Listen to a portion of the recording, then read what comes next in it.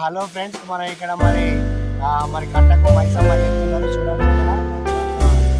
మైసమ్మ చేస్తున్నారు చూడొచ్చు. కట్టకు మంచిగా మైసమ్మ తల్లి మంచిగా ఉండాలి.